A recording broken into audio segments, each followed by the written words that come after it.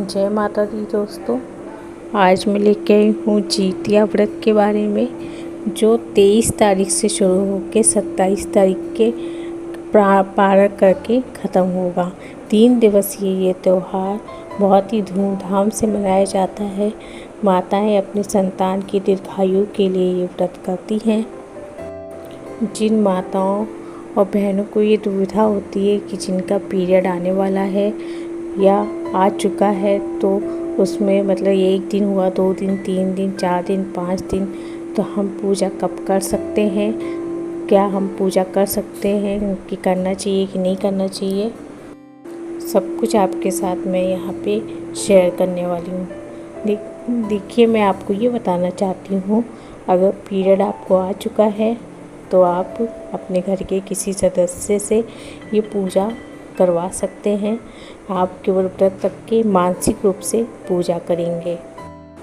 कोई भी व्रत जब हम करते हैं तो इसमें शुद्धता का बहुत ही ज़्यादा ध्यान रखा जाता है। तो यहाँ पे अगर आपको पीरियड आ चुका है या आने वाला है, आपको पता है आपकी डेट क्या है, आप व्रत रख सकती हैं कि नहीं रख सकती हैं। देखिए, व्रत तो आपको रखना ही रखना है, व्रत नहीं छोड़ा जाता है। आपको क्या करना है, जो पूजा में सामान चढ़ाया जाता है, जो भी आप किसी दूसरे से करवा लीजिए। आपके घर में सास है, आपकी ननंद है, आपकी जेठानी है, देवरानी है या पति, किसी से भी आप ये पूजा करवा सकती हैं। या बच्चे हैं आपके इतने बड़े हैं कि पूजा करवा सकते हैं, तो आप उनसे भी ये पूजा करवा सकती हैं। आप मानसिक रूप से यहाँ पे पूजा कर सकती हैं, लेकिन आपको पूजा स्थल का जो स्थान है वो आपको वहाँ पे छूना नहीं है। कुछ लोग मानते हैं कि 3 दिन हो गया पीरियड को या 5 दिन हो गया और हम बाल धो के पूजा कर सकते हैं। बिल्कुल नहीं। आप जब तक पूरी तरीके से आपका पीरियड बंद ना हो जाए, पूरी तरीके से आप स्वच्छ ना हो जाए, तब तक आप पूजा स्थल को छूना मनाही होता है। तो आप नहीं छू सकती, आप दूसरे से ही पूजा करवा सकती हैं। ये इसमें ज़्यादा दुविधा वाली बात नहीं है। दूसरी बात यह है कि बहुत सी महिलाएं होती हैं जो बीमार रहती हैं, जो मेडिसिन लेती हैं, जिनको मतलब दवा लेना बहुत ज़रूरी है, वो दवा नहीं छोड़ सकती हैं, तो ये व्रत कैसे करें? ये दुविधा बहुत सारी माताओं और बहनों को रहता है। तो मैं आपको बता दूं, अगर आप निर्जला नहीं रख सकती हैं तो भगवान देखिए सब जानते हैं, क्षमा याचना करके आप पानी पी के व्रत करें, या तो फल खा सकती हैं अगर आप बहुत ज़्यादा बीमार हैं। तो अगर आप रह सकती हैं तो आप क्या कीजिएगा, आप कथा सुनने के बाद पानी ग्रहण कर लीजिएगा, फल वगैरह खा के आप जो मेडिसिन लेती हैं वो ग्रहण कर लीजिएगा। मन में कोई दुविधा ना रखिएगा, क्योंकि भगवान सब जानते हैं, उनको पता होता है कि आपकी स्थिति कैसी है। तो क्षमा याचना करके आप दवाई वगैरह ले रही हैं तो आप दवाई ले लीजिएगा पानी वानी पी के, उसमें कोई दिक्कत वाली बात नहीं है।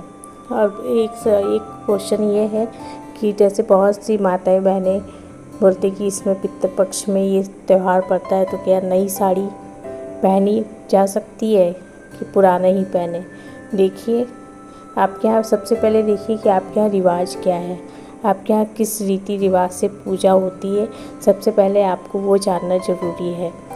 अगर आपके यहाँ नई साड़ी पहनी जाती है तो आप पहले से ही तैयार कर लीजिए। 1 दिन पहले की पितृपक्ष से पहले ही आप तैयार करवा लीजिएगा। फिर जैसे ही आपके यहाँ अगर पहनी जाती है निर्जला व्रत, जिस दिन पूजा करना रहता है उस दिन आप पहन लीजिए, कोई दिक्कत वाली बात नहीं है। अगर आपके यहाँ नई साड़ी नहीं पहनी जाती है तो आप, अगर आपका मन है नई साड़ी पहनने का, तो आप पहले से ही तैयार करके स्वच्छ हो, मतलब नहा धुला के पहले से पितृपक्ष से पहले ही एक बार अपने शरीर में वो साड़ी डाल लीजिए, मतलब पहन लीजिए, और फिर तुरंत उतार दीजिए, तो वो साड़ी नई भी हो जाएगी अपने पसंद के मुताबिक। फिर आप साड़ी पहन सकती है। बस इतना ध्यान रखिएगा, काली और नीली साड़ी कोई भी पूजा में नहीं पहननी चाहिए। और एक बात यह है कि अगर आप पुरानी साड़ी पहन रही हैं तो वो साड़ी पीरियड में ना पहनी हुई हो, आप पहले से उसको साफ़ करवा लें, धो लें या ड्राई क्लीन जो भी करवाना करवा लीजिए। उसके बाद ही आप पूजा में उसको साफ साड़ी पहने। पूजा में हमेशा पीली लाल साड़ी पहनना बहुत ही शुभ माना जाता है। तो अगर आप इस रंग की साड़ियाँ पहनेंगी तो बहुत अच्छा रहेगा। ये तो और भी दूसरे कलर आप भी पहन सकती, बस इतना ध्यान रखिएगा काला और नीला नहीं पहनना है। दोस्तों ये तो कुछ सवालों के जवाब। वीडियो पसंद आया तो लाइक शेयर सब्सक्राइब कर लीजिए। धन्यवाद।